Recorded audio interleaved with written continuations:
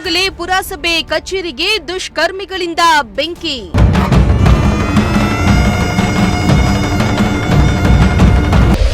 ವ್ಯಾಪಾರ ಮಾಡಲು ಅವಕಾಶ ಕೊಡಲಿಲ್ಲ ಎಂದು ದುಷ್ಕೃತ್ಯ.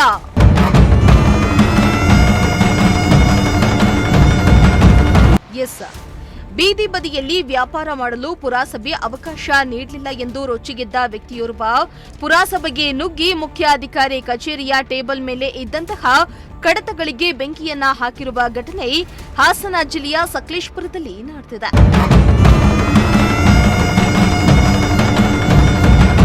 ಇನ್ನು ಕುಶಾಲನಗರ ಬಡಾವಣೆಯ ನಿವಾಸಿ ನಿಂಗರಾಜ್ ಎಂಬ ವ್ಯಕ್ತಿ ಈ ಕೃತ್ಯ ಎಸಗಿದ್ದಾನೆ ಎಂದು ತಿಳಿದುಬಂದಿದೆ.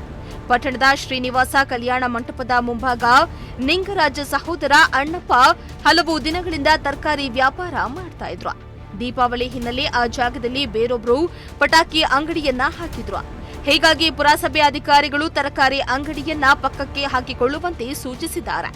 ಇದಕ್ಕೆ ನಿಂಗರಾಜ್ ಆಕ್ಷೇಪವನ್ನ ವ್ಯಕ್ತಪಡಿಸಿ ಪುರಸಭೆಗೆ ಬಂದು ಗಲಾಟೆಯನ್ನ ಮಾಡಿದ್ದಲ್ಲದೆ ನಂತರ ಸಂಜೆ ವೇಳೆ ಬಂದು ಕಚೇರಿಯಲ್ಲಿ ಯಾರೂ ಇಲ್ಲದನ್ನ ಗಮನಿಸಿ ಮುಖ್ಯಾಧಿಕಾರಿ ಕಚೇರಿಯ ಕಡತಗಳ ಮೇಲೆ ಪೆಟ್ರೋಲ್ ಅನ್ನ ಸುರಿದು ಬೆಂಕಿ ಹಾಕಿ ಪರಾರಿಯಾಗಿದ್ದಾನೆ.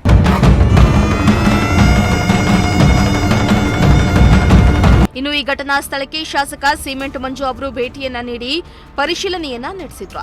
ಈ ಸಂಬಂಧ ಸಕಲೇಶಪುರ ನಗರ ಪೊಲೀಸ್ ಠಾಣೆಯಲ್ಲಿ ಪ್ರಕರಣ ದಾಖಲಾಗಿತ್ತು.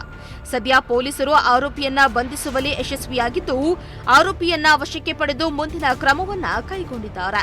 MD Nasir, Prajashakti TV, Arsikere.